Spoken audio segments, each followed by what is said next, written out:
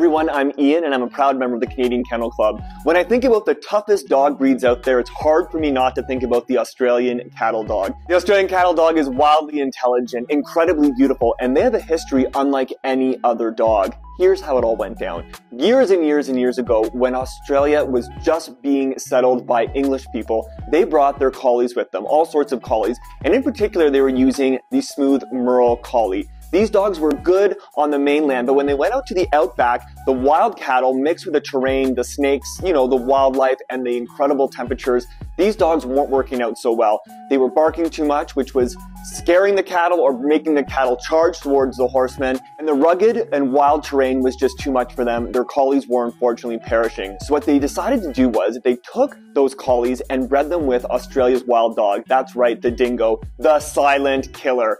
And these dogs were fantastic, but there was a problem that arose with that breeding. What was happening was, keep in mind, people were riding horses at that time. There weren't motorized vehicles. So the cross between the collie and the dingo led to a lot of biting of the horses all the time. This was creating spooked horses. And then they brought another Australian breed, the Australian Kelpie, a wildly intelligent, hardworking dog, and a few other splashes of this and that. But what they got was an incredibly hardworking, wildly intelligent dog, the Australian cattle dog. Australian cattle dogs are striking, that is for sure, but they do require an owner who's just as determined. To learn more about the Australian cattle dog, I've invited my friend Jeremy Browne. He, along with his wife Vicky, run Vidéo permanently registered Australian cattle dogs here in Ontario. Welcome, Jeremy. Tell us all how you got involved in dogs, and especially the Australian cattle dog.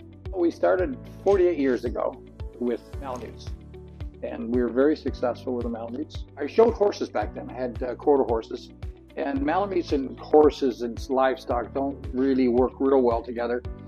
And I had somebody give me a cattle dog, and I always thought the cattle dogs were fairly homely. Showing, I just thought, wow, there's so many more grandeur breeds that you could show versus a cattle dog. But what happened with this cattle dog, it wasn't show quality, but it had all the cattle dog traits and the loyalty and the intelligence. I loved the dogs, and I grew to really, really love the dogs and was passionate about them. And I wanted to start to breed them, and that's what we did.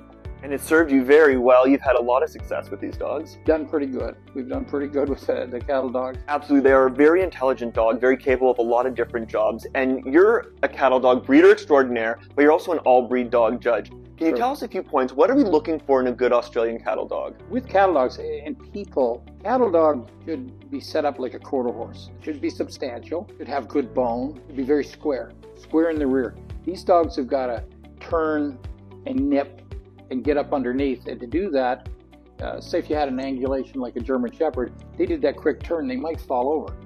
These dogs have got to get up underneath themselves, so shorter hock, low slung, have heads that are conducive to getting kicked, because they're going to get kicked.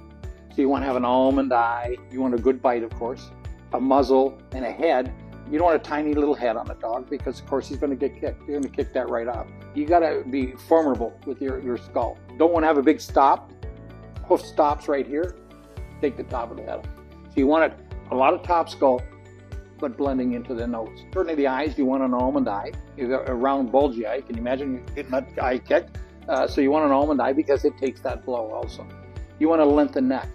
Lengthened neck because the dog's got to reach up underneath. Understand also when you have a cattle dog and he's nipping at the heels, there's an art to that. The dog is to bite on the weight-bearing foot. If he bites the one that's up in the air already, he's definitely going to get kicked. It's hard to kick something when this leg's up, it's going to nip on this one. One of the misconceptions with cattle dogs is they're all heelers. Babies, when you're watching babies, some go to the heels, some go to the face. So they're headers, and they'll get up and around. An animal that's been dogged, they'll have a tendency to back up into a corner because they don't want that dog getting in behind them. You send the header in there. The header grabs by the face, grabs them by the nose, and they'll be shaking them around and doing all sorts of stuff, but they'll come in off the fence. Then you send in the heeler behind to move that out of the area. That's fascinating, because a lot of people call the Australian cattle dog either a blue heeler or a red heeler. And True. Because that's the method a lot of people know that the breed does. True. When you're out herding and you're running cattle, most of the time you're driving cattle. You're putting them into a pen. A lot of times you don't want to be circling and bringing in steers that are 1,500 pounds towards you. You kind of want to get them away from you and into a pen. But the slang is heelers. Absolutely. That's the slang name for them. So, but there is headers in there, and they're used that way. I had a flock of sheep here, and I was feeding Angus cattle, and I had a yo that I bought that was a Dorset blackface, which are tough on dogs, and I had an old dog named Boomer, and he was a fairly substantial dog, and we were in doing some stuff. We worked stock like crazy, and this yo was 320 pounds. I bought her at the auction. I paid by the pound, so 320 pounds, 4 legs, if you can imagine. T-bones Boomer. He was doing something else, and she just come out of the flock and just T-boned him, rolled him over 3 or 4 times. And then I realized, I goes, holy smokes. And, you know, like a sheep's got a head like a hammer, so you have to have a dog that is sturdy enough and compact enough and muscular enough and large enough he can take that kind of a whacking, because he's gonna. If that was a small, tiny little dog, probably would have caved his ribs in and would have passed away right there. So you need something that's substantial. He's got to have some body.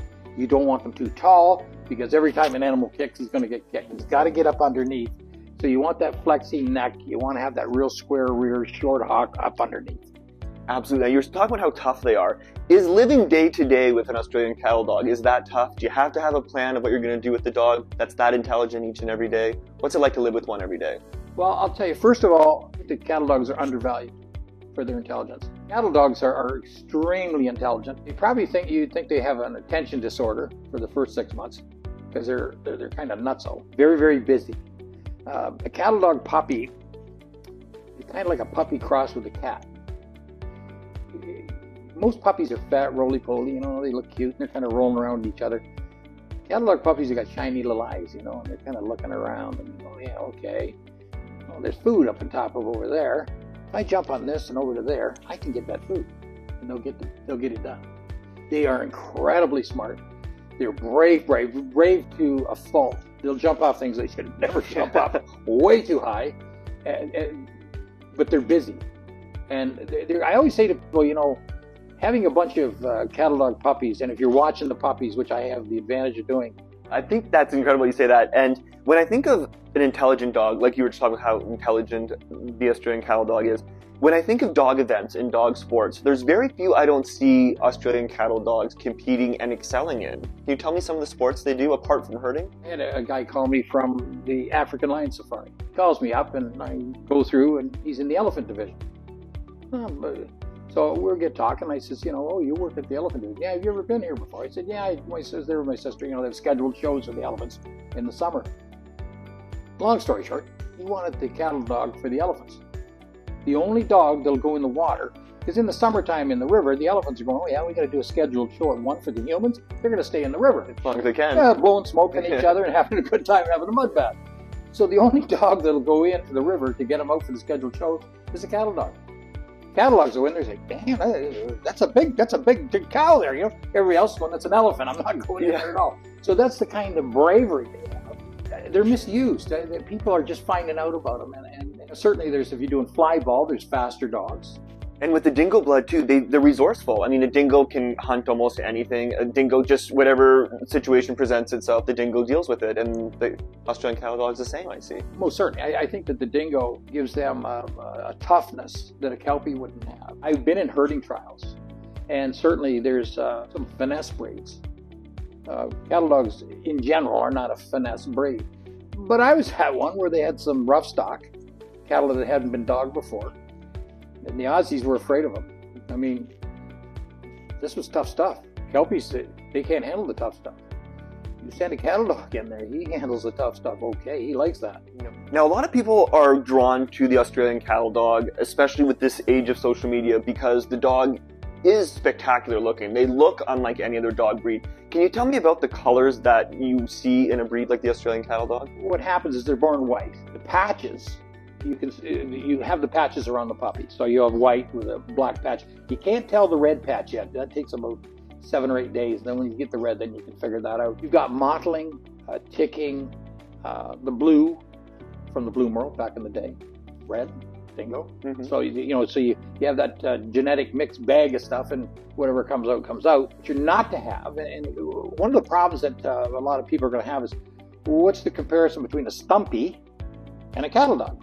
And of course, the stumpy is a little leggier, be more like a thoroughbred horse. They're allowed to have body patches. Cattle dogs aren't.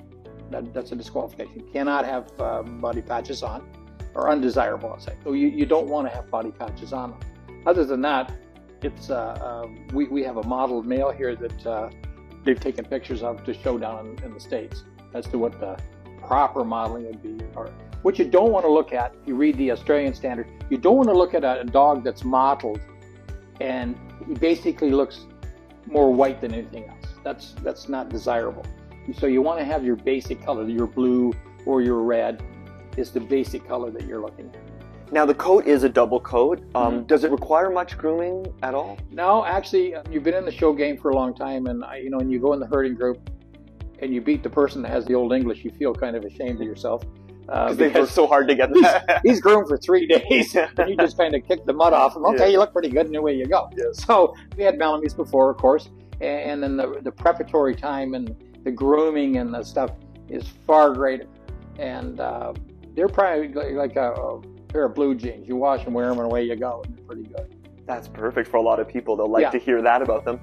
Now, when it comes to being a family pet, how are they with children? How are they with other dogs, family pets? What you introduce them to. They're territorial. They're there to look after the drover back in the day. Drover's, of course, Australian cowboy. People have this misconception. They think this cattle dog is, circling the herd while the drover's in his bedroll underneath the tree.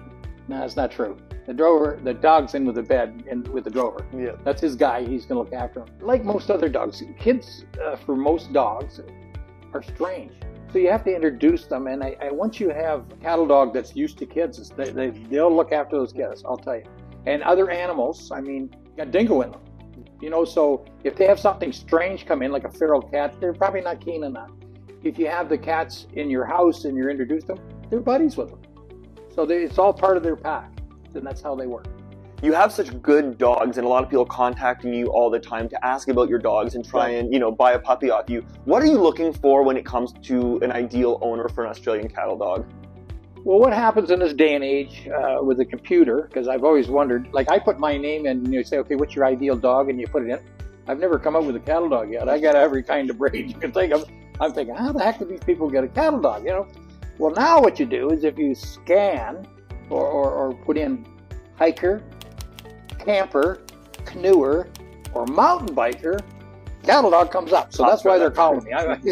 The other thing with the cattle dogs is I had a detective sergeant in the police force in Toronto, and he was kind of one of these whitewater rafting, rock climbing guys when he was younger in Australia. And of course, the guy he was working with had a cattle dog, imprinted him. So when he got older, and as he said to me, because of course it was a tough job, he says, I want to come home to a friend. He knew what a cattle dog was all about. Cattle dogs seem to be their own good ambassador. I had a young couple from Ottawa who were hiking in Australia, went up the coast. Everybody has a cattle dog. When they got home, they had to have a cattle dog. They thought, yeah, this is a great breed. So when you have somebody that has a neighbor that has a cattle dog, and that neighbor wants to buy one, usually you hate the dog next door because he barks too much or whatever. People love the cattle dogs. Once they get to understand them, they're busy.